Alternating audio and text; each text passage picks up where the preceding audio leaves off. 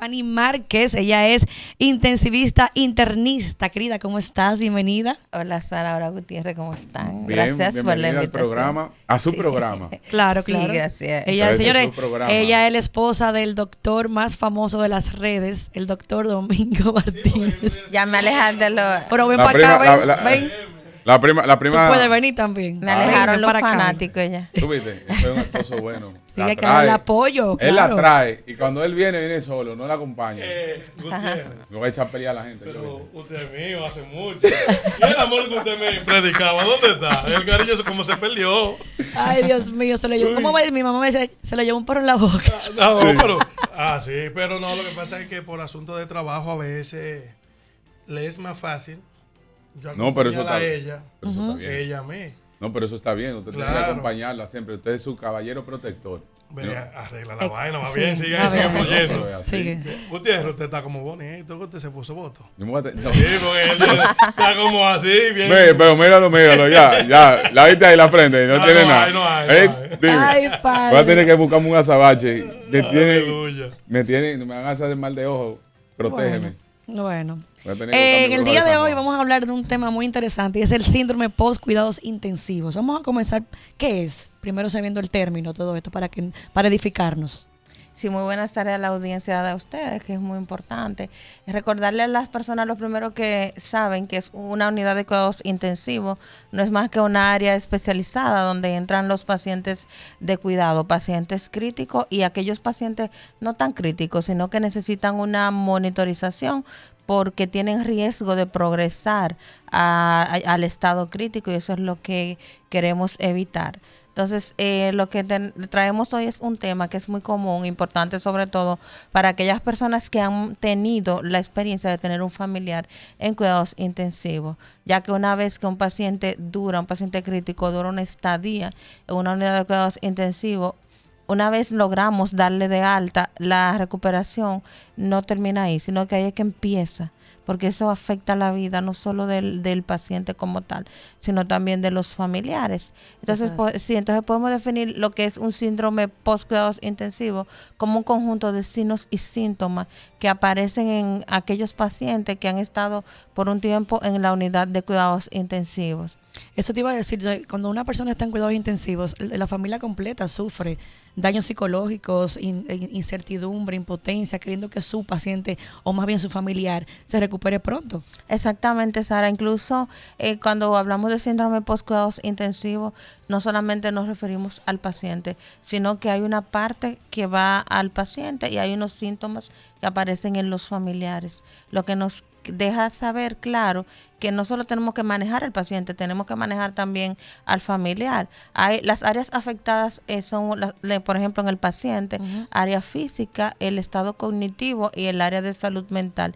Y en los familiares o cuidadores vemos que el área de salud mental se ve afectada. O sea, solamente con tú tener un paciente en UCI, ya esa área emocional va a estar afectada, el área de salud mental, en el cuidador directo del paciente. Sí, eso es algo que de verdad destroza totalmente una familia. Cuando uno tiene un paciente, cuando un doctor tiene un paciente o cuando un familiar tiene a una madre, un padre, un hermano en esas condiciones, la secuela que deja eso después que sale de cuidados intensivos, vienen sentimientos encontrados de que salió de cuidados intensivos, qué bueno, pero también me queda como esa secuela de lo que pasamos y el camino que estuvimos durante todo ese proceso de dolor y de sufrimiento. Sí, incluso en nuestro país, por eso que es importante hablar de este tema. En nuestro país tenemos quizá una limitante y es que regularmente nosotros tenemos un paciente en UCI y cuando el paciente va a una sala ya queda de alta por la unidad de cuidados intensivos.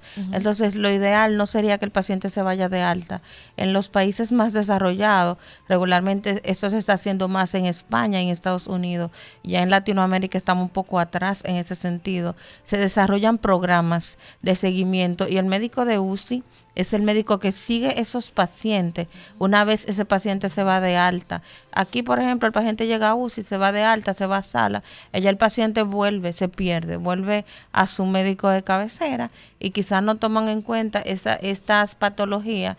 Por eso lo ideal es hacer un grupo de seguimiento más allá, porque el síndrome post-cuidados intensivos se puede extender hasta un año, por ejemplo, lo de salud mental, 1 año, 2 años, porque ya las secuelas físicas se pueden ver, pueden ser hasta permanentes. Sí. Pero hemos visto pacientes, por ejemplo, que por cualquier razón estuvo en ventilación mecánica por más de 4 días, en ventilación, ¿verdad? Ujú. Que es cuando el paciente no puede respirar, que le ponemos la máquina, como la gente conoce. Si duró más de 4 días en ventilación mecánica, tiene riesgo, o sea, más del 50% de los pacientes que duraron 4 días con una máquina, por cualquier causa, tienen riesgo de desarrollar el síndrome post-cuidados intensivos, aunque el paciente no tenga un daño físico como tal. El paciente va a desarrollar una debilidad muscular generalizada. Hay pacientes que no tienen afectación neurológica ni afectación muscular, sin embargo, quedan con esa debilidad. ¿Y cuáles son esos síntomas de ese síndrome? ¿Cuáles son esos? Por ¿Cómo puedo ejemplo, detectar? sí, por ejemplo, en el área de físico, regularmente lo más frecuente que nosotros vemos una debilidad muscular, que se llama debilidad muscular adquirida en la UCI, que incluso ese paciente necesita fisiatría y rehabilitación. Por eso es importante que si se crea un equipo, ya el equipo de intensivo le da seguimiento, manda el paciente a fisiatría y rehabilitación. Es el más frecuente en la parte física. El déficit cognitivo, tenemos que el paciente tiene retraso en el proceso de la información. Ya. Y cuando hablamos de salud mental, tenemos lo que se llama depresión, ansiedad y estrés postraumático. Regularmente en los pacientes que desarrollan delirio de UCI, que es una patología muy común en nosotros, lo vemos en la unidad. Delirio de UCI, que es un paciente que entra, por ejemplo, por una presión alta, pero un infarto del corazón, y ese paciente las primeras 24 horas está muy bien, ya la segunda 24 horas empieza a presentar desorientación, que nosotros pensamos que pudo hacer una trombosis que le dio agregada. Cuando hacemos todo, el paciente no tiene nada. Entonces ahí entendemos que es un delirio de UCI. El paciente, vamos a decirlo en dominicano, se desprograma totalmente, Ya. desorientado, irritado y demás. Uno cree que ay, Dios mío, tiene otra cosa, que le hacemos estudios de todo. Y no tiene nada. No tiene nada. Entonces simplemente cuando entra el familiar, el paciente vuelve y Son como las encaja. personas que son hipocondríacas. No, Ellas es, mismas como que... No, eso es que no se debe, otra que eso es cosa. producido, que pudiera uno a veces pensar, Bueno. pero no es, Subestima sí. muchas veces el diagnóstico, porque uno puede pensar, no, se lo está inventando, Sí. o no es así. O Tú no el tienes nada, tú lo que estás familiar. inventando. Yo conozco una persona que posiblemente no, seguramente no está escuchando ahora, Ajá. que le dio COVID. Y cuando le dio COVID, él se sentía bien. Le dio un COVID totalmente asintomático. Pero cuando le da el COVID, yo le compré las medicinas que me dijo un doctor que le comprara para acompañarlo. Sí. Y como él estaba asintomático, decía que no tenía nada, absolutamente nada. Y no se lo quiso beber, no quiso tomarse ningún tipo de los medicamentos. Y luego, porque yo había comprado, yo tenía de las pruebas de COVID que le compraba Rápida. directamente al laboratorio. Y pues me salía más barato que ir a Sí. Al negocio. Sí, pero no, exactamente, pero hasta que no se la hizo en un laboratorio, no creía que tenía COVID. Sí, porque recuerda que la presentación de COVID vino tanto asintomática Como y síntoma. como con síntomas en diferentes grados. Pero a donde te quiero llegar es, ¿tú sabes qué es? Que yo vi personas que estaban asintomáticas y cuando le decían, tú tienes COVID, le daba duro. Sí, claro. La porque mente salud- poderosa, ponía señores. mal, sí. Ahí mismo no podían respirar, decían que se estaban quedando sin aire La mente poderosa. y después se iban a hacer la prueba del COVID y no tenían Y COVID. no tenía- Crisis de ansiedad.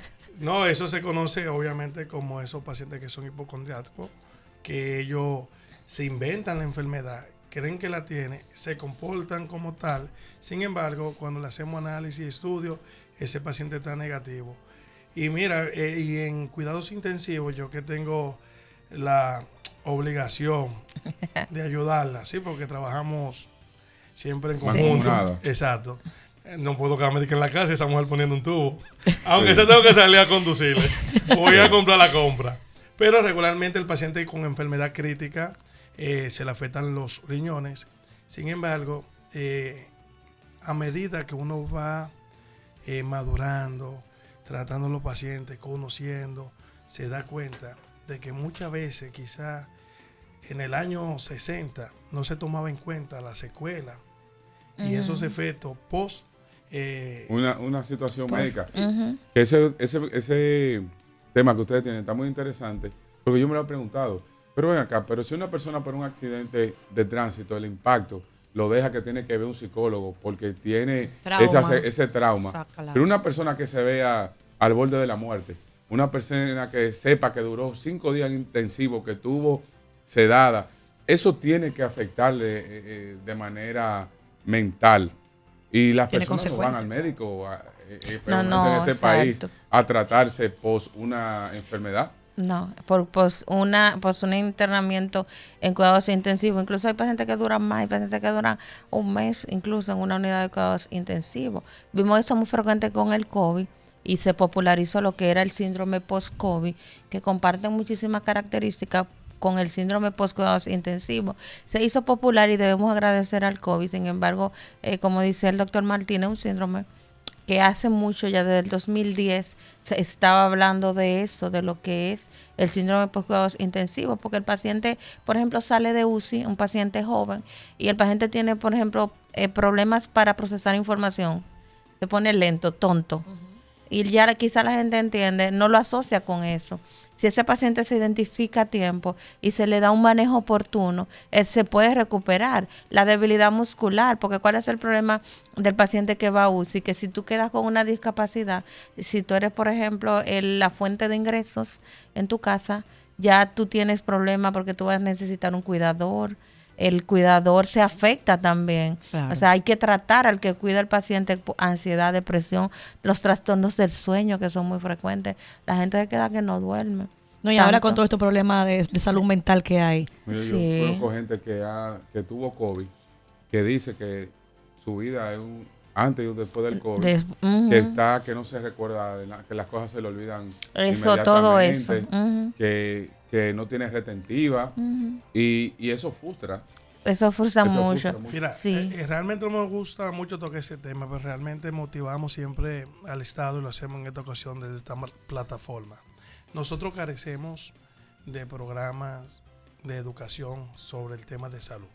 Por ejemplo, a mí como nefrólogo me toca enseñar al paciente durante su proceso cómo debería de comportarse, cómo debería de identificar cualquier síntoma. Sin embargo, en otros países hay escuelas, hay programas que, por ejemplo, si papá le dio un ACV, yo no soy médico, nosotros vamos a ese programa y se nos enseñan cómo cuidar a una persona con ACV.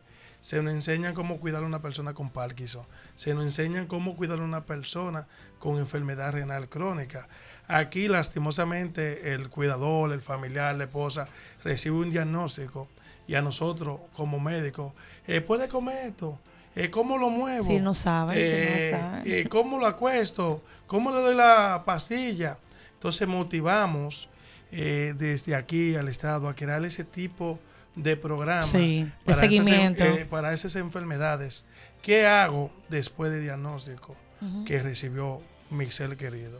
Tú sabes que yo me impacté, yo tuve una tía que falleció hace unos años. Bueno, en este mes va a cumplir ya 10 años que falleció. Y ella estuvo dializándose un tiempo. ¿Qué pasa? Que a veces yo la acompañaba, la llevaba en Estados Unidos, y un señor que me saludaba hoy, yo regresaba a la próxima diálisis a llevar a mi tía, y ya ese señor no estaba, Ay, sí. fallecía.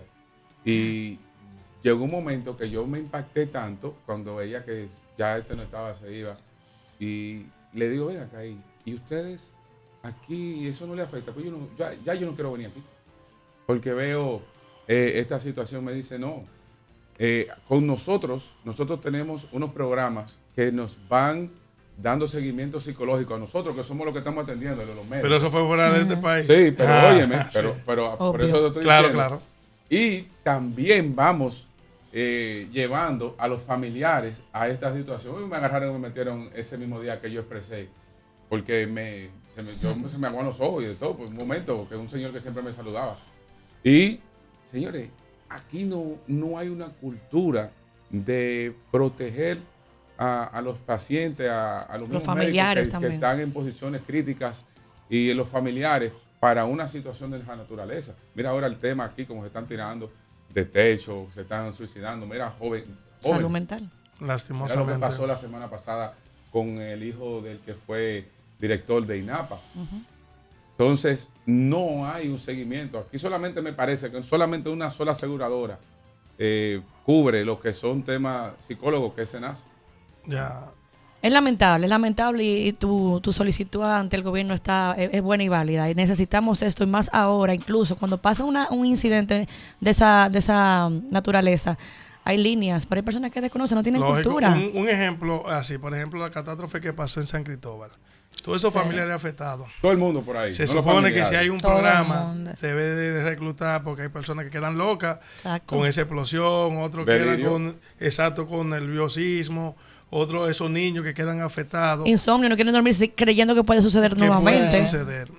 Un estrés postraumático. Eso es así, doctora. Lamentablemente el tiempo se nos ha terminado. Y el tema también. También. Queremos saber dónde podemos conseguirla. Pueden conseguirme a través de las redes sociales como doctora Fanny Márquez. Ahí está aprendiendo de su esposo. Sí. Eres muy Síganme. profesor. Sí. Entonces, a través de las redes sociales, Fanny Márquez. Sí. Ustedes saben que ella es intensivista, internista. Muchísimas gracias, mi querida. Y doctor, o sea que esté en su casa. Bendiciones. Muchísimas para gracias a ustedes. Muchísimas gracias a esta parejita bella y hermosa.